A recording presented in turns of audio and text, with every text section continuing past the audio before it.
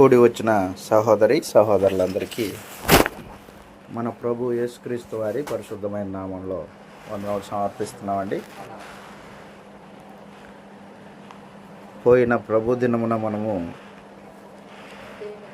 దేవుని రాజ్యము, నీతి, సమాధానము, పరిశుద్ధాత్మ యందలి ఆనందమునై ఉన్నది అని సందేశాన్ని మనం ఆలోచన చేశాం.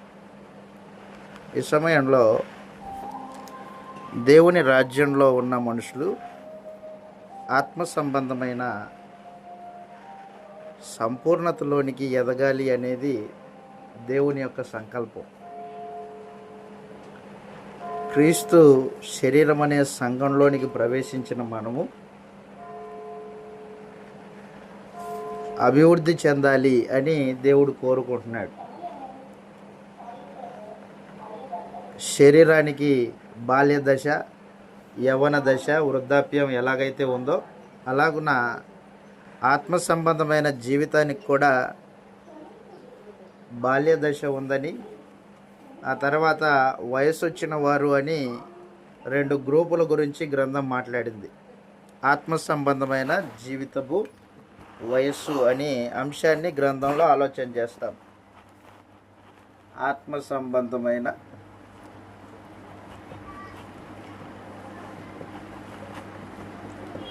జీవిత వయస్సు, ఆత్మ సంబంధమైన జీవిత వయస్సు.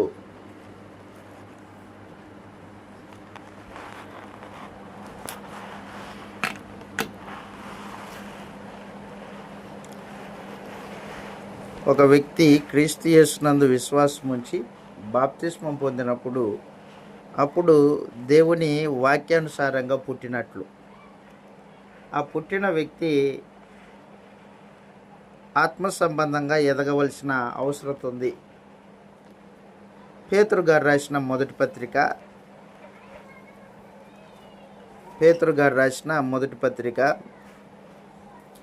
2వ అధ్యాయము మొదటి 3 వచనాలు ఈ మాటలు రాయబడ్డాయి. పేతురు గారు రాసిన మొదటి పత్రిక 2వ అధ్యాయం మొదటి 3 వచనాలలో ఈ మాటలు తెలియజేస్తూ ఉన్నాడు.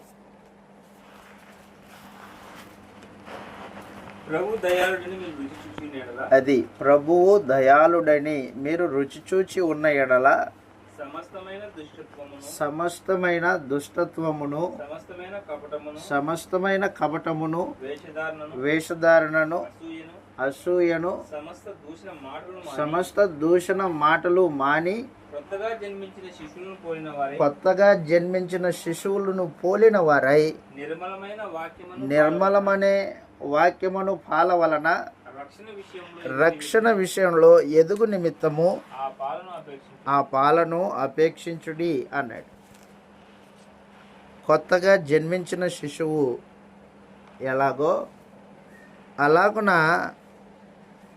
కొత్తగా బాప్తిస్మం పొంది రక్షణలోకి వచ్చిన వ్యక్తి కూడా అలాంటి వ్యక్తి అని చెప్పాడు. కొత్తగా జన్మించిన బిడ్డకి ఆహారము మాంసం పెట్టరు. ఏం పెడతారు వాళ్ళు? పాలు ఇస్తుంది తల్లి, స్తన్యం ఇస్తుంది. అలాగున కొత్తగా జన్మించిన శిశువులను పోలిన వారమై ఆత్మ సంబంధమైన జీవితంలో కూడా ఆ పాలను కోరుకోవాలి. ఆ పాలు ఏంటంటే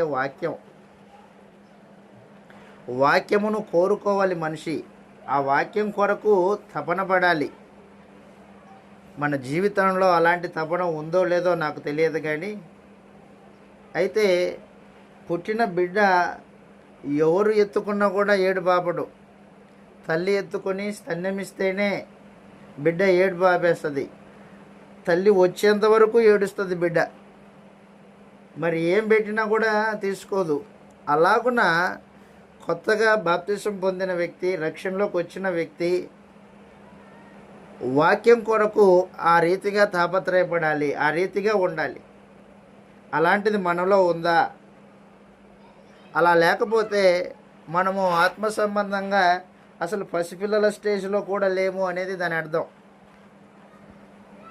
అక్కడ అంటున్నాడు, ప్రభువు దయాళుడని దేవుడు దయాళుడని మనం రుచి చూసితే మనకు అర్థమైతే ఏం చేయాలా? ప్రభు దయాళుడని మనం రుచి చూచిన ఎడల మనము సమస్తమైన దుష్టత్వాన్ని మానుకోవాలి అన్నాడు. దుష్టత్వము హృదయంలో ఎదుటివాని గూర్చి చెడు ఆలోచన, ఎదుటివాని గూర్చిన చెడు అభిప్రాయము, ఈ దుష్టత్వాన్ని మానుకోవాలి అన్నాడు. రెండవది కపటాన్ని మానుకోవాలి అన్నాడు. కపటము మోసంతో కూడింది. కపటం వాస్తవం కాదు. లోపల ఉన్నది బయట ఒకటి ప్రదర్శించేది కపటం. లోపల ఉండేది ఒకటి, బయటకు ఒకటి ప్రదర్శించేది కపటం. అలాంటి దాన్ని మానుకోవాలి అన్నాడు. అవి మానుకోకుండా నీవు ప్రభు దయాళుడు అని నువ్వు రుచి చూడలేదు అని అర్థం. దేవుడు దయాళుడు అనేది నీకు అర్థమై ఉంటే ఏం చేయాలి? మనిషి అంతరంగంలో దుష్టత్వాన్ని మానుకోవాలి. చదవండి ఆ మాట. 2వ అధ్యాయం 1వ వచనంలో ప్రభు దయాళుడని మీరు రుచి చూడాలి. నిజంగా క్రీస్తు యేసునందు దేవుడు మన పట్ల తన ప్రేమను వెల్లడిపరిచాడు అనేది నీకు హృదయపూర్వకంగా అర్థమైతే ఏం చేయాలన్నమాట? వెంటనే రెస్పాండ్గా నీవు దుష్టత్వాన్ని మానుకోవాలి అన్నాడు. చదువుదాం అక్కడ. ప్రభు దయాళుడని మీరు రుచి చూచి ఉన్న ఎడల సమస్తమైన దుష్టత్వమును, అదిగో సమస్తమైన కపటం. ఏ విధమైన కపటం మనిషిలో ఉండకూడదు? సమస్తమైన కపటమును, వేషధారణ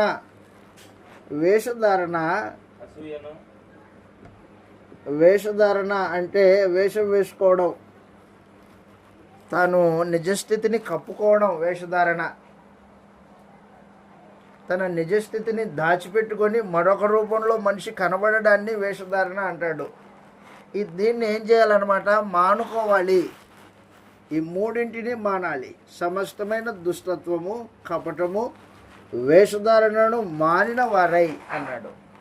కొత్తగా జన్మించిన శిశువును పోలిన వారై దేవుని వాక్యం అనే పాల వలన ఆత్మ సంబంధమైన విషయములలో ఎదగాలి అన్నాడు. వాక్యం అనే పాలు, వాక్యం అనే పాలని మనుషుడు అపేక్షించి కోరుకొని రక్షణ విషయంలో ఎదగాలి. శిశువు పాలు తాగితేనే బలవంతుడవుతాడు. పాలు లేకపోతే శిశువు బలహీనుడై బక్కచచ్చిన వాడే ఏమైపోతాడంటే చనిపోతాడు. పాలు లేకపోతే శిశువు చనిపోతాడు. శరీరానికి ఆహారం ఎంత ప్రాముఖ్యమో అలాగున ఆత్మ సంబంధంగా క్రీస్తులోనికి ప్రవేశించిన వ్యక్తి, అతనికి వాక్యం అంత అవసరం. శిశువులు అన్నారు వారిని. ఈ శిశువులు అంత బలమైన వాళ్ళు కాదు. వారి ఎముకలు బలపడవు. వారి దేహము యొక్క అవయవాలు చాలా సున్నితంగా ఉంటాయి. శిశువు వేరే, వయసు వచ్చిన యవనస్తుడు వేరే. యవనస్తుడు బలం కలిగిన వాళ్ళు, శిశువులు బలం తక్కువ.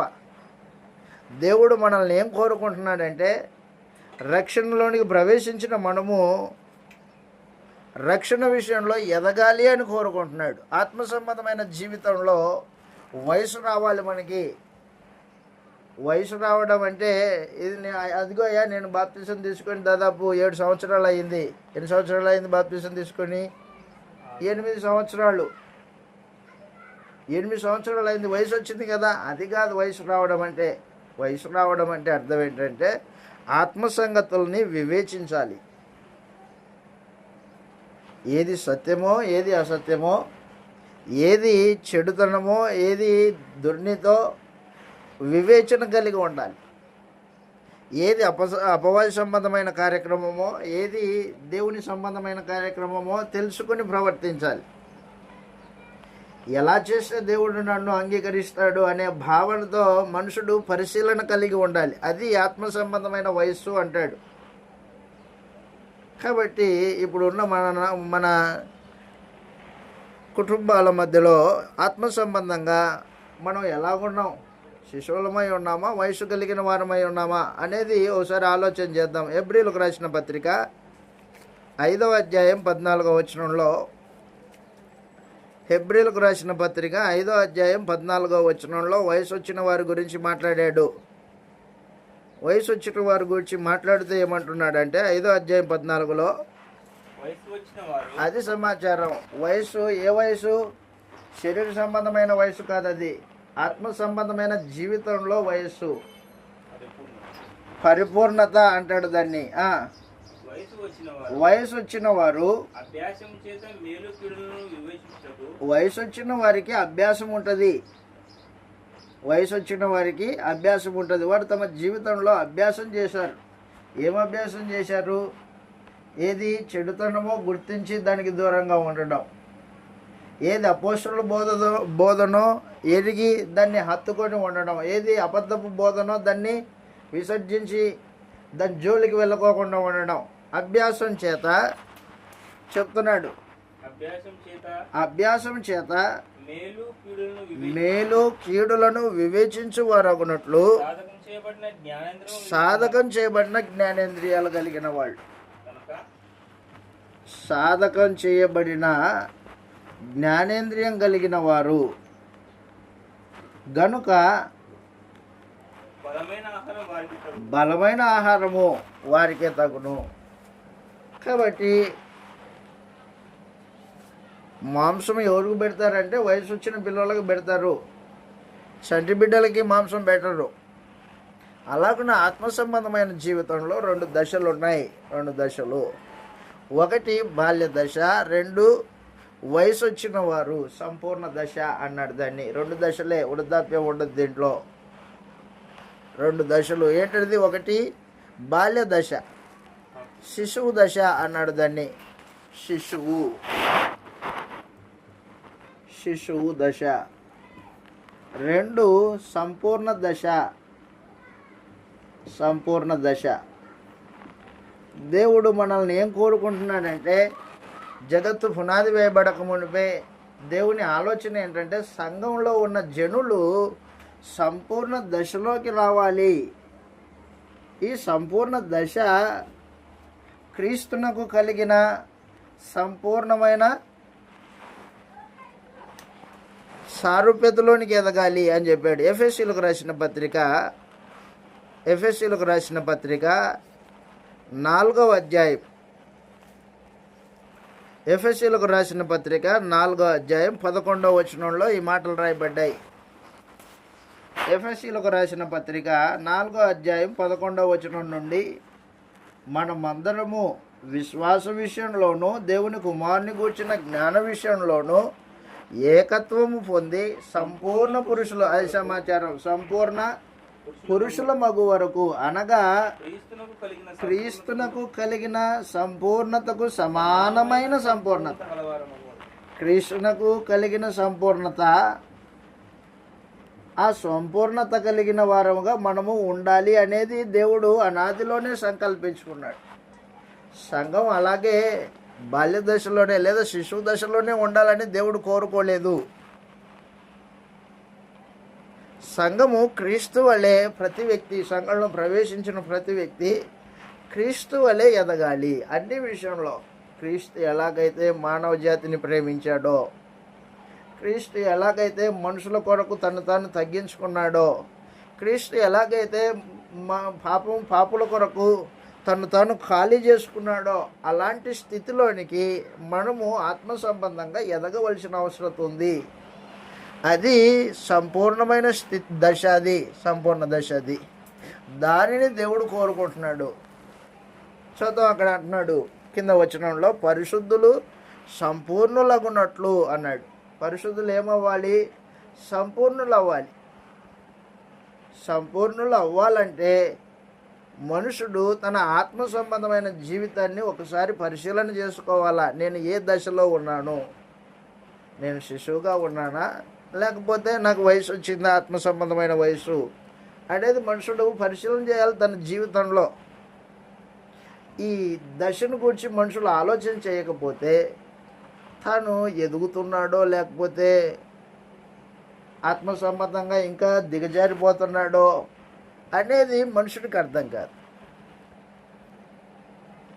మనం పిల్లల్ని చూస్తే వయసు వస్తుందంటే వాడిలో అవయవాలు మార్పు జరగాలి. ఆటోమేటిక్గా అవయవాలు మార్పు జరిగి కండరాలు కలిగి వీడు ఎదుగుతున్నాడు రా, లేదు వాడు బలహీనంగా ఉన్నాడు, డాక్టర్ చెప్పేస్తాడు అమ్మా వీడికి సంపూర్ణమైన ఆహారం పెట్టండి అని చెప్తాడు, విటమిన్స్తో కూడిన ఆహారం పెట్టండి, లేకపోతే ఈ పిల్లగాడు ఇలాగే ఉండిపోతాడు అంటాడు.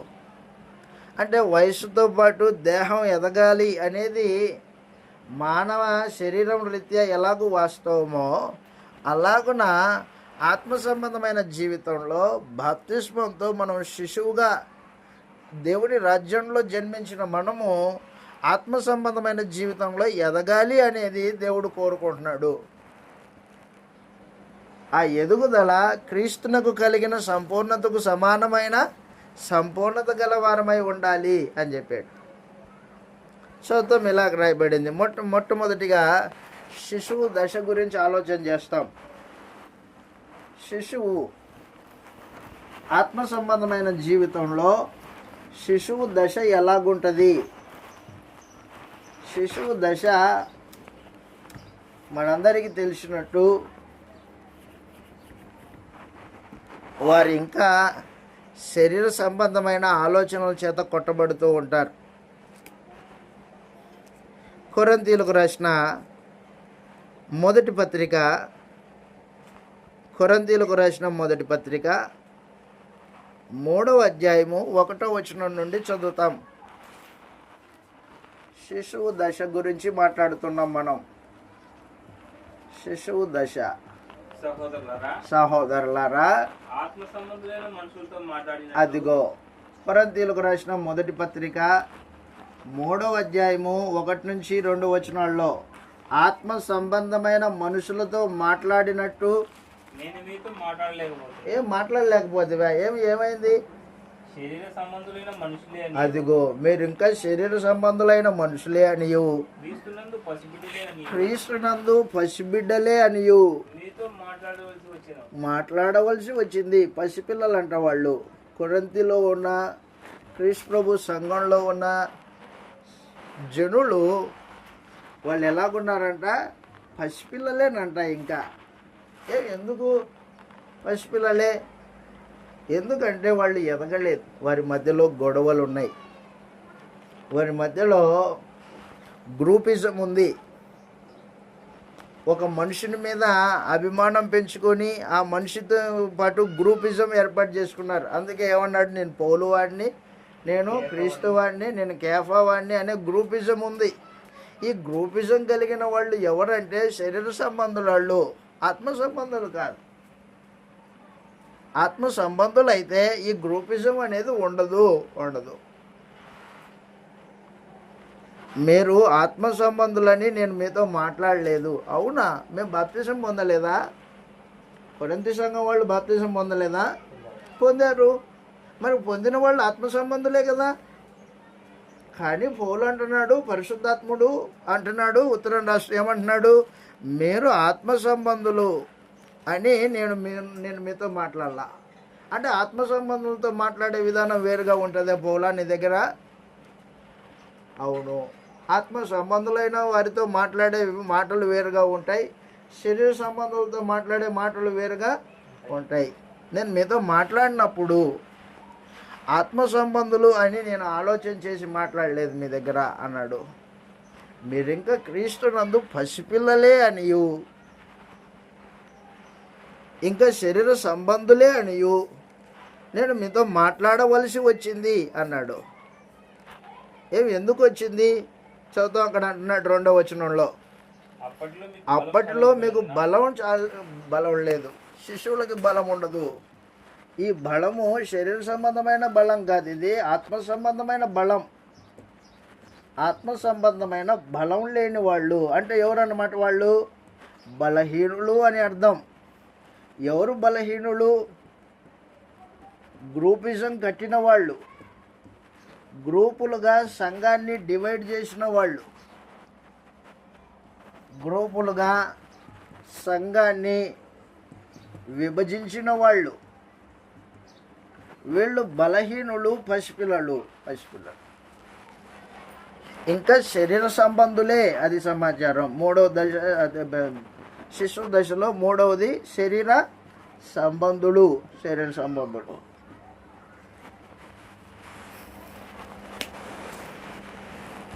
కొరింథీయులకు రాసిన మొదటి పత్రిక 1వ అధ్యాయం 10వ వచనం నుండి మనం చదివినప్పుడు ఈ మాటలు రాయబడ్డాయి.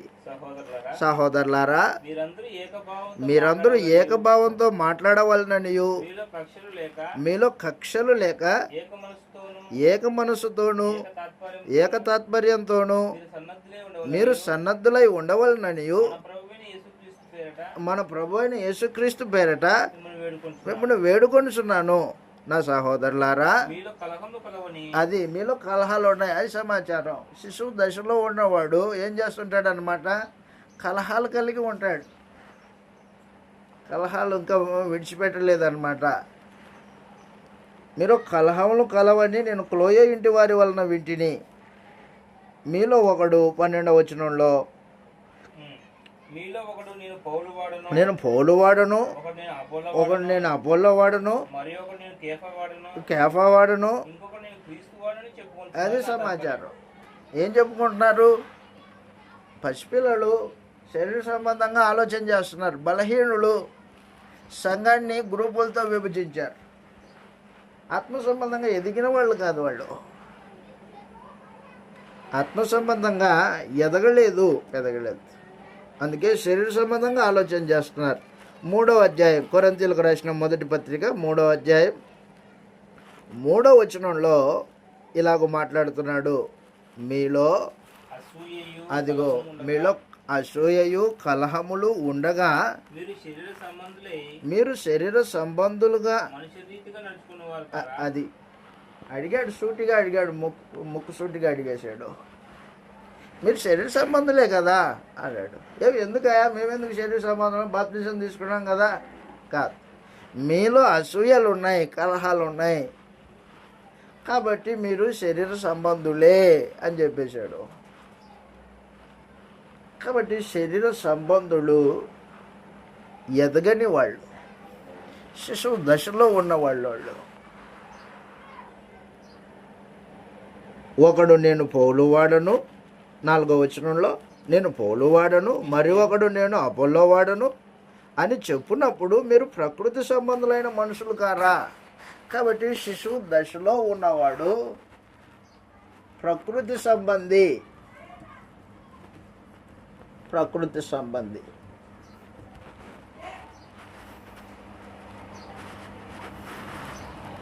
ఈ ప్రకృతి సంబంధులకి ఆత్మ సంగతులు అర్థం కావు.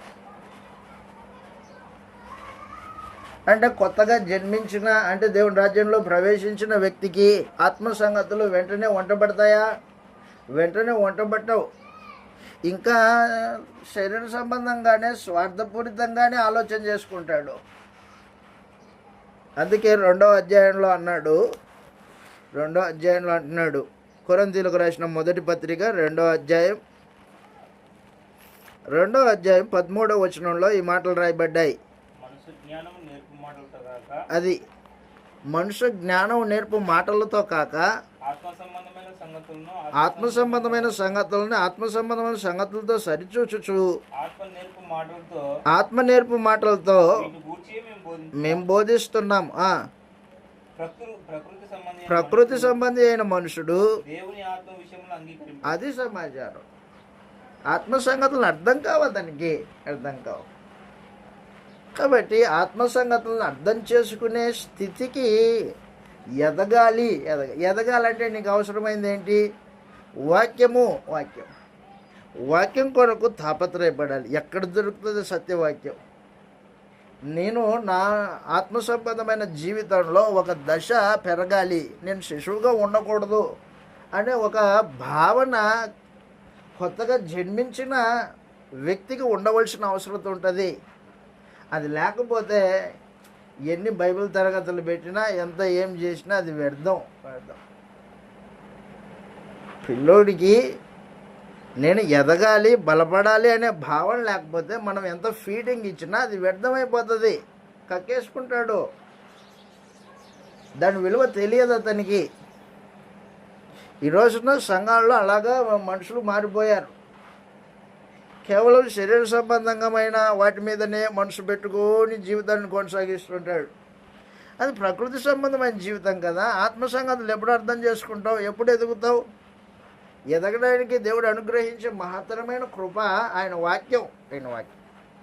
ఆ వాక్యాన్ని నువ్వు ఆస్వాదించుకోకుండా దాన్ని వినడానికే మనసు లేకపోతే నువ్వు ఎక్కడ ఎదగడానికి అవకాశం ఉంటుంది అని అడుగుతున్నాను నేను.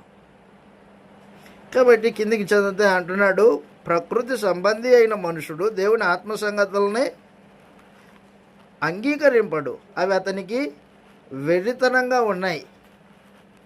అవి ఆత్మ అనుభవం చేతనే వివేచింపదగును గనక అతడు వాటిని గ్రహింపజాలడు. ఆత్మ సంబంధి అయిన వాడు అన్ని సంగతులని అన్నిటినీ వివేచించును, కానీ అతడు ఎవరి చేతను వివేచింపబడడు. ఆత్మ సంబంధి వేరే, శరీర సంబంధి వేరే. కాబట్టి శిశువు దశలో ప్రకృతి సంబంధమైన భావాలతో నింపబడిన వ్యక్తి అయి ఉంటాడు.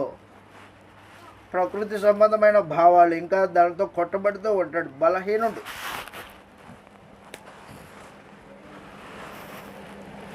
బలహీనుడు అన్నమాట. పాలు తాగవలసిన వారే కానీ బలమైన ఆహారం వారికి అందదు. కొరింథీయులకు రాసిన మొదటి పత్రిక 13వ అధ్యాయం.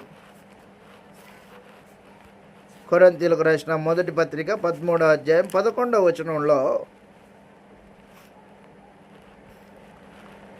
వచనంలో పౌలు మాట్లాడుతున్నాడు. అది సమాచారం. నేను పిల్లవాడినై ఉన్నప్పుడు పిల్లవాడిని వలె మాట్లాడి తిని, పిల్లవాడిని వలె తలంచి తిని, పిల్లవాడిని వలె యోచించి తిని. ఇప్పుడు అదిగో తన ఆత్మ సంబంధమైన స్థితి తనకు అర్థమవుతుంది పౌళ్ళకి. నేను ఒకప్పుడు పిల్లవాడిని వలె ఉంటిని. ఎప్పుడు పిల్లవాడిని వలె ఉన్నావయ్యా? ఇప్పుడు ఎలా ఎదిగావు? నేను ప్రారంభంలో ప్రభువుని సంపూర్ణంగా ఎరిగిన వాడిని కాదు. ఆ తర్వాత నాకు అర్థమైంది పరిస్థితులు. దేవుని పరిశుద్ధాత్మ నాలో ప్రవేశించిన తర్వాత సంగతులు తేటగా అర్థమయ్యాయి నాకు. దేవుడెవరో, యేసు ప్రభు ఎవరో, పరిశుద్ధాత్ముడు ఎవరో, నేను దేనికోసం పనిచేయాలో, నా జీవిత గమ్యం ఏమిటో, నేను లోకానికి సువార్త ప్రకటించాలన్నది దేవుని చిత్తం. ఆ చిత్తాన్ని నేను ఎలా జరిగించాలో నా చేతులారా అనేది ఇప్పుడు జ్ఞానం వచ్చింది. అప్పుడు నాకు అంత జ్ఞానం లేదు. అది చెప్తున్నాడు. పిల్లవాడినై ఉన్నప్పుడు పిల్లవాని వల్లే మాట్లాడి తిని, పిల్లవాని వల్ల తలంచి తిని, పిల్లవాని వల్ల యోచించి తిని. ఇప్పుడు పెద్దవాడినై. అది సమాచారం. అంటే పిల్లవాడి చేష్టలు మానేస్తే యవన దశ వయసు వచ్చింది అని అర్థం. అప్పుడప్పుడు వయసు వచ్చిన పిల్లలు చిల్లర పనులు చేస్తూ ఉంటే మనం అడుస్తాం, ఏమని, రేయ్ వీడికి శరీరం పెరిగింది కానీ బుద్ధి పెరగలేదురా అంటాడు. అలాగున ఆత్మ సంబంధమైన స్థితి కూడా మనుషుడు ఆత్మ సంబంధంగా రోజు రోజుకి ఎదగవలసిన అవసరం ఉంది. మాంసం తినే స్థితికి రావాలి. జ్ఞాన విషయంలో ఎదగాలి. దేవుని వాక్య విషయంలో ఎదగాలి. ఏది ఆత్మ సంబంధమైనదో, ఏది శరీర సంబంధమైనదో వివేచించే జ్ఞానం మనకు రావాలి. ఎఫెసీయులకు రాసిన పత్రిక 4వ అధ్యాయం 14వ వచనంలో, ఎఫెసీయులకు రాసిన పత్రిక 4వ అధ్యాయం 14వ వచనంలో శిశువు స్థితి ఎలాగుంటుందో మరొకసారి మాట్లాడుతూ ఉన్నాడు. ఎఫెసీయులకు రాసిన పత్రిక 4వ అధ్యాయం 14వ వచనంలో ఈ శిశువులు ఎలాగుంటారంటే, కల్పింపబడిన ప్రతి ఉపదేశానికి అటు ఇటు కొట్టబడే స్థితిలో ఉంటారు. అది దేవుని వాక్యమే, ఇది దేవుని వాక్యమే అంటాడు. అందువలన అందువలన అంటే ఎందువలన పై వచనం పరిశుద్ధులు సంపూర్ణ అది పరిశుద్ధులు సంపూర్ణులగునట్లు క్రీస్తు శరీరము క్షేమాభివృద్ధి క్రీస్తు శరీరము అంటే సంఘము క్షేమాభివృద్ధి చెందాలి అంటే ఆత్మ సంబంధమైన జ్ఞానంలో ఎదగాలి. ఎదుగునట్లు పరిచర్య పరిచర్య సంఘము ద్వారా ఏం జరగాల? పరిచర్య ధర్మం జరుగుతూ ఉండాలి. ఆయన కొందరిని అపోస్తలులు గాను, కొందరిని ప్రవక్తలు గాను, కొందరిని సువార్తికులు గాను నియమించెను. అందువలన మనం ఇక మీదట పసిపిల్లలమై ఉండి మనుషుల మాయా ఉపాయముల చేత వంచనతోను అపమార్గంలాగు కుయుక్తితోను గాలికి కొట్టుకొని పోవునట్లు కల్పింపబడిన ప్రతి ఉపదేశానికి ఇటు అటు కొట్టుకొని పోవచ్చు అలల చేత ఎగరగొట్టబడిన వారమైనట్లు ఉండొద్దు అన్నాడు. కాబట్టి శిశువులు ఏం చేస్తారు? ఆత్మ సంబంధమైన శిశు దశలో ఉన్నవాడు ఏం చేస్తాడంటే ప్రతి ఉపదేశము మధ్య ఉపదేశం. ఈ రోజున మీడియా వచ్చింది, మీడియా సెల్ ఫోన్లోనే మత శాఖలు ఓరెత్తున మెసేజ్లు మాట్లాడుతూ ఉంటారు. మత శాఖలు అపోస్తల బోధ కాదు, అది మతశాఖ బోధ, దయ్య బోధ. వింటాడు, అది సత్యం అంటాడు, పలానా ఆయన సత్యం కాదా అంటాడు. నువ్వు అట్లా మాట్లాడొద్దు ఆ మనిషిని అంటాడు. అబద్ధికుడు. సత్య సంబంధి అయితే అపోస్తల బోధలో నిలబడతాడు. అపోస్తల బోధలో నిలబడిన వాడు క్రీస్తు శరీరం అనే సంఘంలోనే ఉంటాడు, మరో చోట ఉండడు. దయ్యముల బోధ అది వాస్తవంగా. కానీ మనుషుడు ఏం చేశాడంటే చాట్ అనమాట, అదొక భక్తి భావన. అందుకని నేను కూడా దేవుని వాక్యాన్ని వింటున్నానయా అంటాడు. ఏం వింటున్నాడు? అపోస్తల బోధ వింటున్నాడా? కాదు. ఏం వింటున్నాడు? మతశాఖల బోధ వింటున్నాడు. మతశాఖల బోధ వినేవాడు ఏం జరుగుతుందన్నమాట, ప్రతి ఉపదేశానికి అటు ఇటు కొట్టుకొని పోతున్నాడు. సముద్రం దగ్గరికి వెళ్ళాను నేను మొన్న, కరేడుకి వెళ్ళినప్పుడు. సింగరాయకొండ పక్కన కరేడు, ఆ గ్రామంలో సముద్రం పక్కనే ఉంటుంది. 1.5 కిలోమీటర్ గ్రామానికి సముద్రానికి 1.5 కిలోమీటర్ ఉంటుంది, 1 కిలోమీటర్ ఉంటుంది. వెళ్ళాడు. దాంట్లో నేను చూసినప్పుడు అక్కడ అలలు రేపబడుతూ ఉన్నాయి. ఎవరు రేపుతున్నారు అలలని? గాలి రేపుతుందంట. గాలి చేత అలలు ఎలాగైతే కొట్టుకొని పోతున్నాయో, ముందుకు వస్తున్నాయో సముద్రపు లోపలలో నుంచి, ఆ రీతిగానే శిశువు దశలో ఉన్నవాడు ఏమైపోతుంటాడు అన్నమాట, గాలి చేత అటు ఇటు కొట్టుకొని పోతుంటాడు. ప్రతి ఉపదేశము దేవుని ఉపదేశమే అంటుంటాడు. ఇది ఆత్మ సంబంధంగా ఎదగని స్థితి, శిశువు దశ అన్నమాట. అది శిశువు దశ. వివేచించే జ్ఞానం లేనివాడు.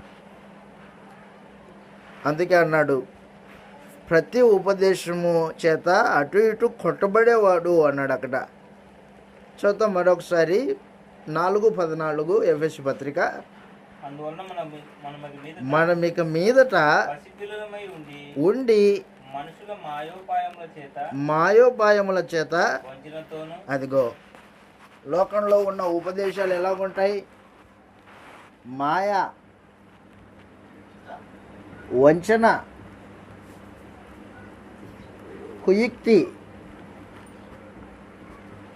మోసం, వీటితో కూడుకుని ఉంటాయి ఆ ఉపదేశాలు.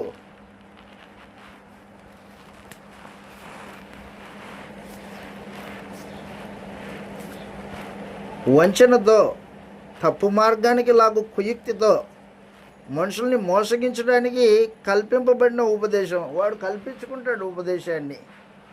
అపోస్తల బోధ చెప్పడు. అపోస్తల బోధ ఉన్నది ఉన్నట్టుగా చెప్పేవారు దేవునికి ఇష్టలు. అలా చెప్పడు. ఏం చెప్తాడు? నీ దగ్గర నుంచి ధన సంపాదన కోసమో లేకపోతే ఇంకొక ఆదాయం కోసమో ఏం చేస్తాడు అనమాట, మాయా, వంచన అనమాట. తప్పుడు మార్గానికి లాగు కుయుక్తి అది.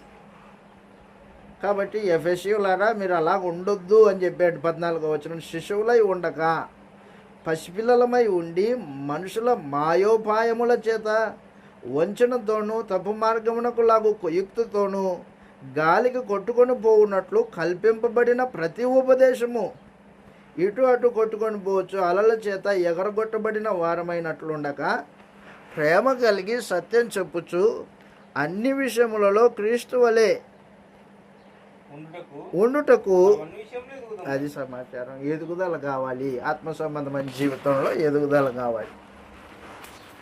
ఆత్మ సంబంధమైన జీవితంలో సబ్జెక్ట్ నాలెడ్జ్ కావాలి, నీకు అనుభవం కావాలి. ఈ అనుభవము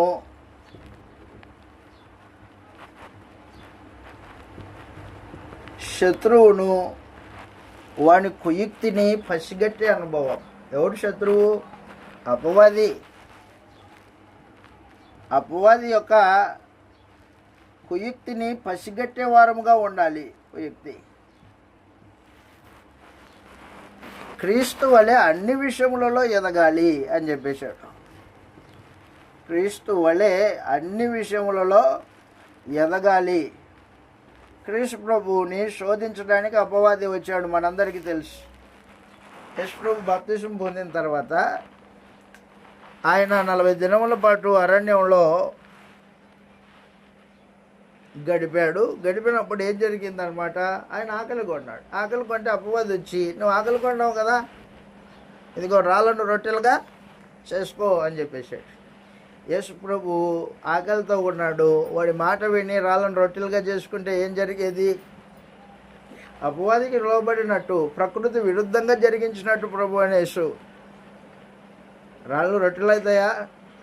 ప్రకృతి విరుద్ధం అది. పిండి రొట్టె అవుతుంది కానీ రాళ్ళు రొట్టెలు అవుతాయా?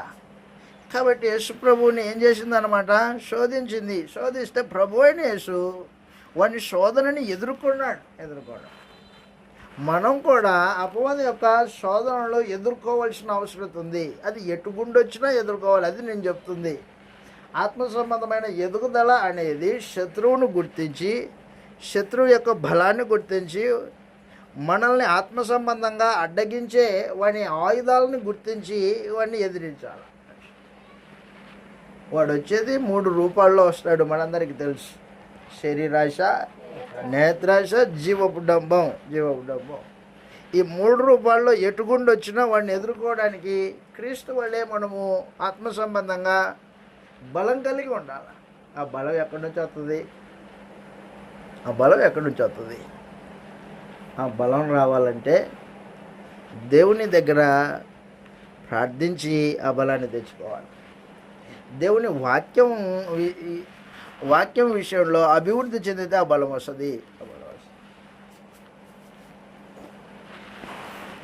అక్కడ అంటున్నాడు, మత్తయి సువార్త 4వ అధ్యాయంలో ప్రభు అయిన యేసు మాట్లాడుతూ చెప్తున్నాడు అపవాదికి సమాధానం. మత్తయి సువార్త 4వ అధ్యాయం. ప్రతి శోధనను జయించాడు ప్రభు అయిన యేసు.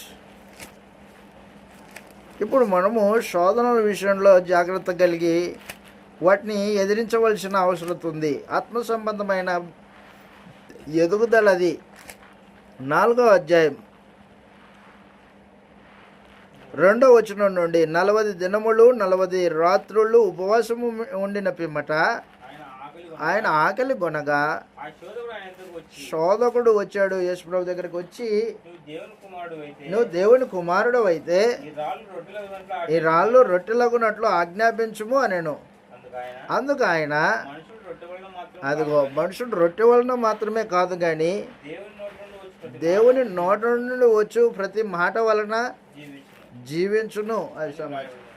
కాబట్టి దేవుని వాక్యము ప్రభు అయిన యేసుకు తెలుసు. కాబట్టి ఆయన ఏం చేశాడంటే వాక్యంతో కొట్టాడు వాడిని. వాక్య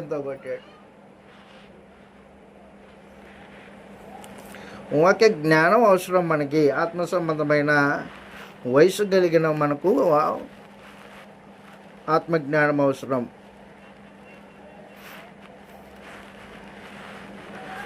కొలస్సీలకు రాసిన పత్రిక 1వ అధ్యాయం.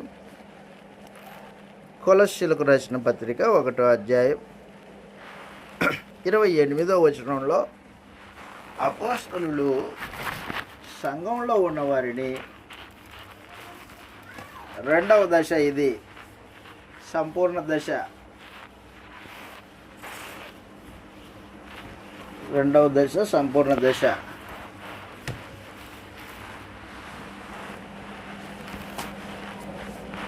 కొలస్సీలకు రాసిన పత్రిక 1వ అధ్యాయం 28వ వచనంలో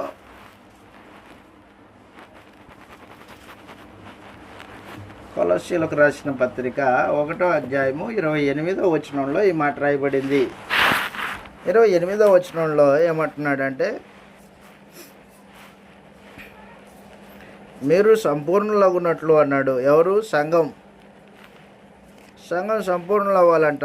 ఏ విషయంలో? అన్ని విషయంలో అన్నాడు. చూద్దాం అక్కడ 28వ వచనంలో, ప్రతి మనుషుణ్ణి క్రీస్తునందు సంపూర్ణునిగా చేసి ఆయన ఎదుట నిలవబెట్టవలనని సమస్త విధములైన జ్ఞానంతో ప్రతి మనుషునికి బుద్ధి చెప్పుచు ప్రతి మనుషునికి బోధించుచు ఆయనను ప్రకటిస్తున్నాం. అదిగో, కాబట్టి క్రీస్తుని ప్రకటించే ఉద్దేశం ఏంటంటే, ప్రతి మనుషుడు క్రీస్తునందు సంపూర్ణుడవ్వాలి. క్రీస్తునందు సంపూర్ణులవ్వాలి. సమస్త జ్ఞాన విషయంలో సంపూర్ణత రావాలి. సమస్త జ్ఞాన విషయంలో, ఆత్మ సంబంధమైన విషయములన్నిటిలో మనుషుడికి వృద్ధి ఉండాలి. 9వ వచనం, దాని కొరకు అపోస్తుడైన పౌలు ప్రార్థన చేస్తున్నాడంట. 9వ వచనం, కొలస్సీలకు రాసిన పత్రిక 1వ అధ్యాయం 9వ వచనంలో 1వ అధ్యాయం 9వ వచనంలో ఈ మాట రాయబడింది. అందుచేత ఈ సంగతి వినిన నాటి నుండి నేను మీ నిమిత్తము ప్రార్థన చేయటం మానక, అదిగో ఆత్మ సంబంధమైన వివేకం గలవారు అగునట్లు, ఆత్మ సంబంధమైన వివేకము, దేవుని చిత్తము పూర్ణంగా గ్రహింపు. దేవుని చిత్తాన్ని పూర్ణముగా గ్రహించడము,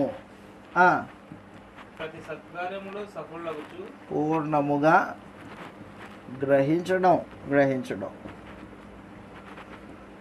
ప్రతి సత్కార్యం విషయంలో సత్కార్యాలు సఫలులగుచు,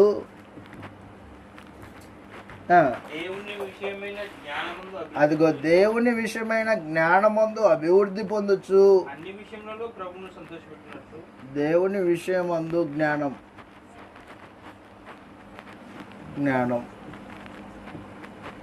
ఆ తర్వాత అన్ని విషయంలో దేవుణ్ణి సంతోషపరచాలి. నా సంతోషం అని చూసుకునేవాడు శరీర సంబంధి, దేవుని సంతోషము అని చూసేవాడు ఆత్మ సంబంధి. అన్ని విషయంలో దేవుణ్ణి సంతోషపరచువారును దేవునికి తగినట్టుగా నడుచుకోవడము, దేవునికి తగినట్టుగా నడుచుకొనుచు,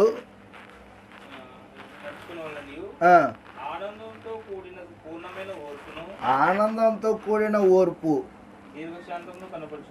ఆనందంతో కూడిన ఓర్పు, దీర్ఘశాంతంతో కూడిన దీర్ఘశాంతమును కనపడుచున్నట్లు ఆయన దేవుని మహిమా శక్తిని బట్టి సంపూర్ణ బలం అక్కడి నుంచి వస్తుంది. సంపూర్ణ బలం దేవుని యొద్ద నుండి వస్తుంది. ఆ బలం రావాలా నీకు? ఆ బలం రావాలంటే ఏం జరగాలన్నమాట? నువ్వు దేవుని జ్ఞాన విషయంలో ఎదగాలి. ప్రతి విషయంలో దేవుని సంతోషం చూడాలి, నీ సంతోషం కాదు. ఆ తర్వాత చెప్పాడు, అక్కడ అంటున్నాడు ఆత్మ సంబంధమైన వివేచన. దీన్ని ఇది చేస్తున్నాను ఈ కార్యక్రమాన్ని బట్టి నా ఆత్మకు ప్రయోజనమా, లేకపోతే నా ఇంటి వారి ఆత్మల రక్షణకి ఏదైనా ప్రయోజనమా ఇది, లేకపోతే ఇరుగు పొరుగు వారి ఆత్మల రక్షణకి ఏమైనా ప్రయోజనమా? వివేచన అన్నమాట, ఆత్మల వివేచన ఇది. ఆ తర్వాత దేవుని చిత్తమును పూర్ణంగా గ్రహించడం. దేవుని చిత్తం ఏమై ఉంది ఈ విషయంలో పూర్ణంగా గ్రహించడం. ఇలాగ అవ్వాలని నేను మీకోసం ప్రార్థన చేస్తున్నాను అని చెప్పేశాడు పౌలు.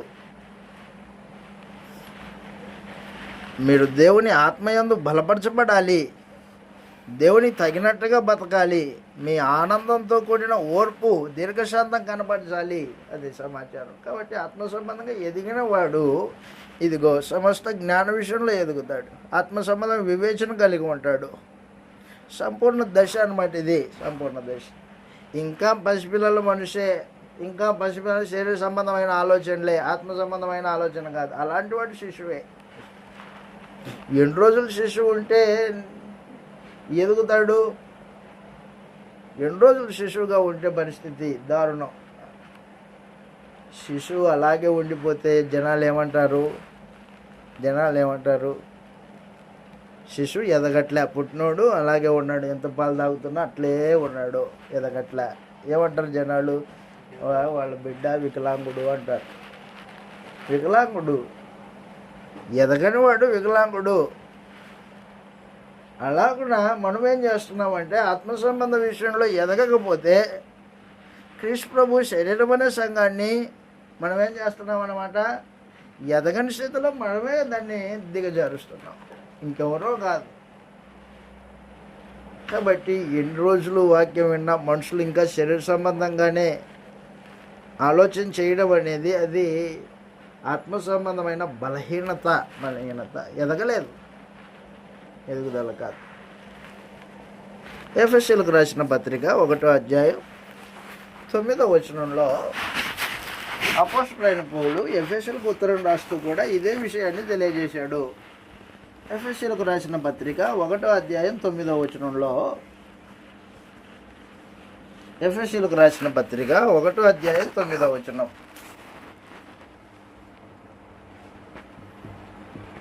1వ అధ్యాయం 9వ వచనంలో,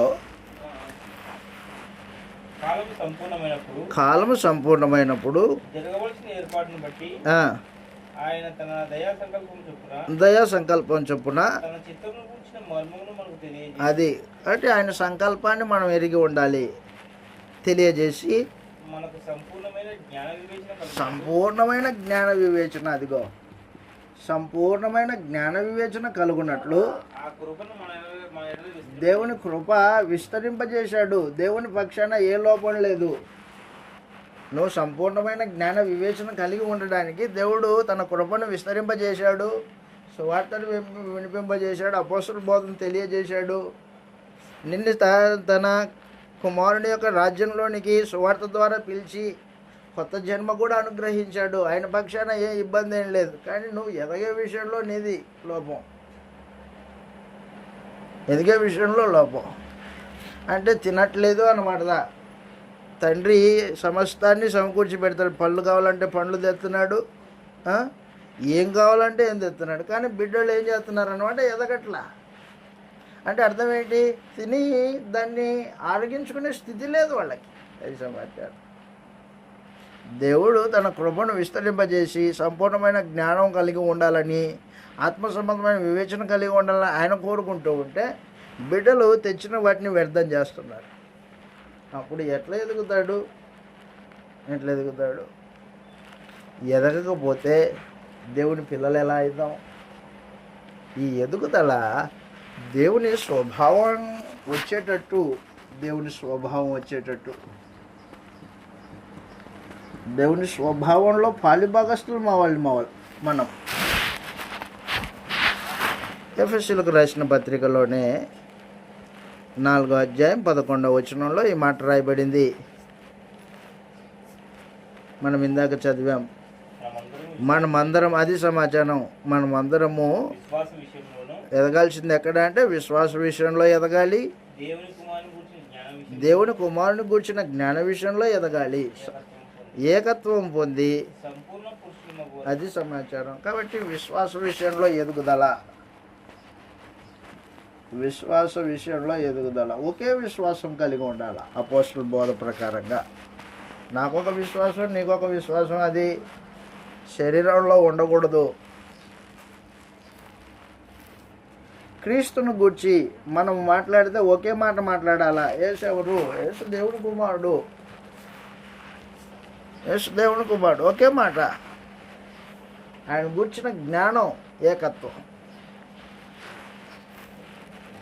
క్రీస్తుని గురించిన జ్ఞాన విషయంలో ఏకత్వం పొంది సంపూర్ణ పురుషుల మగు వరకు అన్నాడు. అంటే సంపూర్ణ పురుషత్వం ఎలాగొస్తుంది? క్రీస్తునకు కలిగిన సంపూర్ణతకు సమానమైన సంపూర్ణత. క్రీస్తు శరీరధారిగా ఉన్న దినాల్లో ఆయన మనస్సు దేని మీద ఉంది?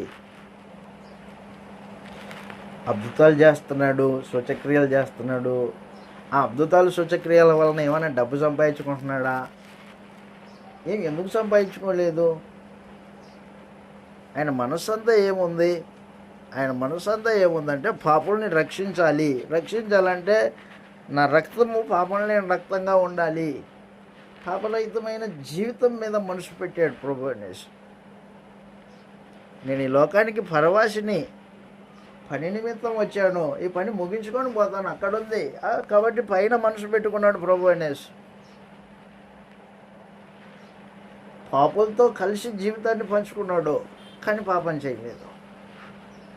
ఆయన మనస్సు ఆత్మ సంబంధంగా పరిశుద్ధత మీద ఉంది. కాబట్టి మన మనసు దేని మీద ఉంది? ఆత్మ సంబంధంగా క్రీస్తు వల్లే అన్ని విషయంలో ఎదుగుదాము అని చెప్పినప్పుడు ఆయన లాంటి మనసు కలిగి ఉండవలసిన అవసరం ఉంటుంది. ఆయన మనసు తన దేహాన్ని పోషించుకోవాలనో, లేకపోతే వాస్తవానికి యోసేపు చనిపోయాడు. తండ్రి భౌతికంగా శరీర సంబంధంగా తండ్రి యేసు ప్రభుకి చనిపోయాడు. చనిపోతే తల్లి విధవరాళ్ళు, తమ్ముళ్ళు ఉన్నారు, ఇద్దరు చెల్లెళ్ళు, ఇద్దరు ఉన్నట్టు, ఒకరికంటే ఎక్కువ చెల్లెళ్ళు ఉన్నట్టు గ్రంథం చెప్తుంది. మరి కుటుంబ పోషణ దాని మీద మనసు లేదా ప్రభువుకి? మనసు లేదు. అలాగని కుటుంబాన్ని గాలి కొదిలేశాడా? కుటుంబాన్ని గాలి కొదిలేసిన వాడు కాదు. తన వంతు 30 సంవత్సరాలు వచ్చేంత వరకు ఏం చేశాడంటే వడ్రంగి పని చేశాడు ప్రభు అనేసి. వడ్రంగి పని చేసి కుటుంబాన్ని ఆసరాగా చూసిన తర్వాత, కుటుంబం కొంచెం ఎదిగిన తర్వాత తండ్రి పని మీదకి వచ్చాడు. పరలోకపు తండ్రి పని మీదకి వచ్చాడు. బాప్తిస్మం 30వ ఏట బాప్తిస్మం తీసుకున్నాడు ప్రభు అనేసి. తీసుకొని నా తండ్రి పనుల మీద ఉండాలని 12వ ఏటనే ఎరిగినవాడు ప్రభు అనేసి. అప్పుడే వెంటనే పని కోసం వచ్చాడు, సువార్త పని కోసం రాలా. ఎప్పుడు వచ్చాడు? 30వ ఏట వచ్చాడు. అంటే క్రీస్తు ప్రభువు ఎలాగైతే భౌతికమైన పరిస్థితులు 30వ సంవత్సరం కిందటి దినాలంతా పనిచేశాడు, ఆ తర్వాత చివరి 3.5 సంవత్సరాలు దేవునికి సేవ చేయడానికి వచ్చాడు. మేము కూడా అంతేనాయా అంటారేమో మేము కూడా అంతే. ఇంకో ఫలానా మనకు వయసు ఉందా ఇంతకీ? మనకి ఫలానా డేట్లో దేవుని సేవ చేయాలి, ఆ తర్వాత శరీర సంబంధమైన పనులు చేసుకోవాలని ఇలాంటి లైన్ ఏమైనా గీసాడు దేవుడు? మనకి లేదు. ఆయనకి లైన్ గీచాడు, మనకి లైన్ లేదు. ఇంకో ఏంటంటే ఆయన జీవితము అల్పమైంది, మన జీవితం మరీ అల్పమైంది. గ్యారంటీ లేని జీవితాలు మనవి. అలాంటి జీవితాలు జీవిస్తూ ఆత్మ సంబంధంగా ఎదగకోకుండా ఇంకా శరీర సంబంధంగానే బతికి చచ్చిపోతే నీ పరిస్థితి ఏంటి? శిశువు దశలో ఉండి ఆత్మ సంబంధంగా దశలో ఉండి మనిషి చచ్చిపోయాడు, పరిస్థితి ఏంటి? శరీర సంబంధే ఆత్మ సంబంధే? అప్పుడు శరీర సంబంధే. ఇంకా కక్షలు, కోట్లాట్లు, అసూయలు, శరీర సంబంధమైన ఆలోచనలతోనే చచ్చిపోయాడు. మరి ఎలాగో వృద్ధి? మరి పరిస్థితి ఏంటి అప్పుడు? నిత్యాగ్నిదండనే కదా. కాబట్టి మనం ఏ స్థితిలో ఉన్నామో మనం గుర్తించవలసిన అవసరం ఉంది. ఫిలిప్పీలకు రాసిన పత్రిక 1వ అధ్యాయం 10వ వచనంలో ఆత్మ సంబంధమైన సంపూర్ణతలో ఎదిగే వాళ్ళు నీతి ఫలములు ఫలిస్తారు. నీతి ఫలాలు ఫలిస్తారు. ఫిలిప్పీలకు రాసిన పత్రిక 1వ అధ్యాయం 10వ వచనం. ఈ ఫిలిప్పీ సంఘంలో ఉన్నవాళ్ళు, చెప్పాను మీకు చాలాసార్లు, ఈ ఫిలిప్పీ సంఘంలో ఉన్నవాళ్ళు సువార్త పరిచర్య కోసము పౌలుకు సహకరించిన వాళ్ళు, తమ అవసరతల నిమిత్తము దాచిపెట్టుకున్న వాళ్ళు కాదు. ఫిలిప్పీ సంఘంలో సంఘ పెద్దలు ఉన్నారు. సంఘ పెద్దలు ఉన్నారంటే మామూలు సంగతి కాదు. అదిగో 1వ అధ్యాయం ఫిలిప్పీలకు రాసిన పత్రిక 1వ అధ్యాయము 10వ వచనంలో మీరు శ్రేష్టమైన కార్యములను, వివేచింపగలవారొకడు. అది వివేచన, మీ వివేచన దేని మీద ఉండాలా? శ్రేష్టమైన కార్యాలు. ఏవి శ్రేష్టమైనవి? ఆత్మ సంబంధమైనవి శ్రేష్టమైనవా? శరీర సంబంధమైన శ్రేష్టమైనవా? ఆత్మ సంబంధమైన శ్రేష్టమైనవి. మీరు శ్రేష్టమైన కార్యములను వివేచింపగలవారు అగున్నట్లు, మీ ప్రేమ తెలివితోను, అది సమాచారం. మీరు శ్రేష్టమైన కార్యాలని వివేచించాలంటే మీ ప్రేమ ఎలాగుండాలా? ప్రేమ తెలివితో ఉండాలా. సకల విధములైన అనుభవ జ్ఞానంతోను సకల విధములైన అనుభవ జ్ఞానంతోనూ కూడినదై కూడినదై, అంతకంతగా అభివృద్ధి పొందవలెను. అది సమాచారం. ప్రేమలో వృద్ధి, ప్రేమలో వృద్ధి. ఎదుటివాడిని ప్రేమించే విషయంలో, ఎదుటివాడిని ప్రేమించడం అంటే దేహాన్ని ప్రేమించమన్నా కాదు, ఆత్మని వాని ఆత్మ సంబంధమైన స్థితి గుర్తించి ప్రేమించాలి. యేసు ప్రభు తన వెంటబడిన మనుషులను అందరినీ చూశాడు. చూసినప్పుడు ఆయనకు ఒక ఆలోచన వచ్చింది. ఏంటి ఆలోచన అంటే, అరే గొర్రెలు కాపరు లేని చెదిరిపోయిన గొర్రెల్లాగా ఉన్నారు ఇశ్రాయేలీలు అన్నాడు. వారి మీద కనికర పడ్డాడు ప్రభు అనేసి. కాపరు లేని గొర్రెలు ఎలాగుంటాయి? చెదిరిపోయి ఉంటాయి. అలాగున్నారంట ఇశ్రాయేలీలు. దాన్ని చూసి, వాళ్ళని చూసి కనికర పడ్డాడు. ఈ రోజున మనము మనుషుల పట్ల కనికరం, వారి ఆత్మ సంబంధమైన చచ్చిన స్థితిని చూచి వారి పట్ల మనం ఏం కనపరచాలా? ప్రేమను కనపరచాలి. ఈ ప్రేమ కూడా ఎలాగ ఉండాలా? తెలివితో ఉండాలా. తెలివి అన్నాడు, జ్ఞానం. జ్ఞానంతో వాడు ఏ స్థితిలో ఉన్నాడో, వాక్యాన్ని అంగీకరించే స్థితిలో ఉన్నాడా, లేకపోతే వాక్యాన్ని తృణీకరించే స్థితిలో ఉన్నాడా, ఏం చేస్తే అంగీకరిస్తాడు, ఈ విధంగా ఆలోచన చేయాలి. ఆ తర్వాత చెప్పాడు కిందికి, ప్రేమ తెలివితోనూ సకల విధములైన అనుభవ జ్ఞానంతోనూ కూడినదై అంతకంతకు అభివృద్ధి పొందవలనని, ఇందువలన అదిగో దాన్ని బట్టి దేవునికి మహిమ వస్తుంది, స్తోత్రమును కలుగునట్లు యేసుక్రీస్తు వలనైన నీతి ఫలం. అది నీతి ఫలం. మన జీవితంలో ఈ ఫలాలు ఉన్నాయా? ఈ ఫలాలు ఉన్నాయా? ఏ ఫలం అది? యేసుక్రీస్తు వలనైనా నీతి ఫలం. నీతి ఫలంతో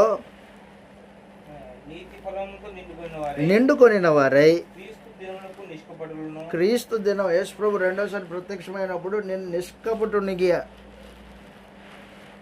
కపటం లేనివానిగా, నిష్కపటులను నిర్దోషులను కావాలనని ప్రార్థిస్తున్నాను అని చెప్పేశాడు. కాబట్టి ఆత్మ సంబంధమైన జీవితంలో వయసు వచ్చిన వారు నీతి ఫలాలు ఫలిస్తారు. దేవుడి దినపు రాకడ అంటే యేసు ప్రభు రెండోసారి ప్రత్యక్షమైనప్పుడు నేను నిర్దోషిగా కనిపించాలా. అక్కడ నా ఎదుట దేవుని ఎదుట నేను ధైర్యంగా నిలబడాలా.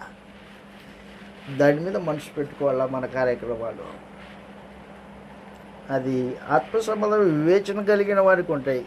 శరీర సంబంధానికి ఇలాంటి ఆలోచనలు ఏమి ఉండవు. ఏముందిలే అందరూ బతుకుతున్నారు, నేను బతికేస్తాను అంటాడు. అలాంటి బతుకు అసలు క్రైస్తవ జీవితానికి పనికిరాదు. అది ఆ తర్వాత మనం ఆలోచన చేస్తే యోహాన్ గారు రాసిన మొదటి పత్రిక బోధ విషయంలో ఏది అబద్ధపు బోధో ఏది సత్య బోధో నువ్వు ఎరిగి ఉండాలా. యోహాన్ గారు రాసిన మొదటి పత్రిక 4వ అధ్యాయం 1వ వచనం. యోహాన్ గారు రాసిన మొదటి పత్రిక 4వ అధ్యాయం 1వ వచనంలో ఈ మాట రాయబడింది. ప్రియులారా, అదిగో అనేకులైన అబద్ధ ప్రవక్తలు లోకంలోనికి బయలు వెళ్ళారు గనుక ప్రతి ఆత్మ అంటే అక్కడ బోధ అని అర్థం. బోధ, ప్రతి బోధను నమ్మక ఆయా ఆత్మలు దేవుని సంబంధమైనవో కావో పరీక్ష చేయాలి. అది సమాచారం. పరీక్షించుడి. యేసుక్రీస్తు శరీరధారి వచ్చాడు. యేసుక్రీస్తు శరీరధారి అయి వచ్చినని ఏ ఆత్మ ఒప్పుకొనునో అది దేవుని సంబంధమైనది. అది దేవుని సంబంధమైంది. ఏ ఆత్మ యేసును ఒప్పుకొనదో ఏ ఆత్మ యేసుని ఒప్పుకొనదో అది దేవుని సంబంధమైనది అది కాదు. దేవుని సంబంధమైంది కాదు అని చెప్పేశాడు. కాబట్టి ఏ ఆత్మ అంటే ఏ బోధ అపోస్తలుల బోధో, ఏ బోధ అబద్ధికుల బోధో వివేచించే జ్ఞానం నీకు అవసరం, పరీక్ష అవసరం నీకు. సమస్తాన్ని పరీక్షించి మేలైన దాన్ని చేపట్టాలి. అది ఆత్మ సంబంధంగా ఎదుగుదల కలిగిన వాడు చేసే కార్యక్రమం. ఎదుగుదల కలిగిన వాడు చేసే కార్యక్రమం. తెస్సలోనికీయులకు రాసిన మొదటి పత్రిక 5వ అధ్యాయం 21వ వచనంలో, తెస్సలోనికీయులకు రాసిన మొదటి పత్రిక 5వ అధ్యాయం 21వ వచనంలో సమస్తమైన వాటిని పరీక్షించి మేలైనవి చేపట్టుడి అన్నాడు. ఆత్మ సంబంధి అయిన వాడు ఏం చేస్తుంటాడు అన్నమాట, ఏది తన ఆత్మ సంబంధమైన ఎదుగుదలకు మేలో దానిని చేపడతాడు, దాన్ని జరిగిస్తాడు అని అర్థం. 5వ అధ్యాయం 21వ వచనంలో, తెస్సలోనికీయులకు రాసిన మొదటి పత్రిక 5:21లో సమాచారం అది. కాబట్టి అన్ని విషయములలో క్రీస్తు వలె ఎదగడానికి మనుషుడు ఆలోచన చేయాలి, సంపూర్ణతలోనికి ఎదగాలి. గలతీయులకు రాసిన పత్రిక 6వ అధ్యాయం 1వ వచనంలో, గలతీయులకు రాసిన పత్రిక 6వ అధ్యాయం 1వ వచనంలో సమాచారం ఇలాగ రాయబడింది. ఒకని భారములు ఒకడు భరించుకోవాలి అన్నాడు. అది క్రీస్తు యొక్క నియమము అన్నాడు. క్రీస్తు యొక్క మనం ఆత్మను అనుసరించి 6వ అధ్యాయం 1వ వచనం, సహోదరులారా, అది ఒకడు ఏ తప్పిదంలోనైనా చిక్కుకొనిన ఎడల ఆత్మ సంబంధులైన మీలో ప్రతివాడు అది తానును శోధింపబడతానేమోనని తన విషయమై చూచుకొనుచు సాత్వికమైన మనసుతో అట్టి వారిని సహోదరుని సంపాదించాలి. సహోదరుడు తప్పిపోయాడంటే, అవునా, ఏ విషయంలో తప్పిపోయాడు, ఆ విషయంలో నేను తప్పిపోకూడదు అని తాను జాగ్రత్త పరుచుకుంటూ అట్టి వాటిని సాత్వికంతో దారిలోనికి తీసుకొని రావాలి. ఇది క్రీస్తు నియమం అన్నాడు. కాబట్టి క్రీస్తు వలె అన్ని విషయంలో ఎదగడానికి దేవుడు సమస్తమైన ఏర్పాట్లు చేసి పెట్టాడు. ఏది కొదవలేదు. బలం కావాలా, ప్రార్థన చేయి, వాక్యాన్ని చదువు, ఆత్మ సంబంధమైన బలం వస్తుంది, అపవాదిని ఎదిరించే శక్తి వస్తుంది. కాబట్టి మనుషుడు ఏం చేయాలంటే ఆత్మ సంబంధమైన జీవితంలో వయసు వచ్చిన వాడిగా ఉండాలి, బలమైన ఆహారం తినేవాడిగా ఉండాలి, ఆత్మ సంబంధమైన వివేచన కలిగి ఉండాలి. యేసు ప్రభు రెండోసారి ప్రత్యక్షమైనప్పుడు నేను నిర్దోషిగా కనిపించాలి అక్కడ అనే భావంతో జీవితాన్ని కొనసాగించాలి. కాబట్టి మనం ఏ స్థితిలో ఉన్నామో ఆత్మ సంబంధమైన జీవితంలో ఒకసారి పరిశీలన చేసుకునే వాళ్ళని, మీ స్థితిని మీరు గ్రహించి మరీ ఉన్నతంగా ఎదగవాలని ప్రేమతో మీకు మనవి చేస్తూ నన్ను హెచ్చరించుకొని ఈ మాటల చేత ఇంతటితో సందేశాన్ని ముగిస్తున్నాను. మీ అందరికీ వందనాలు.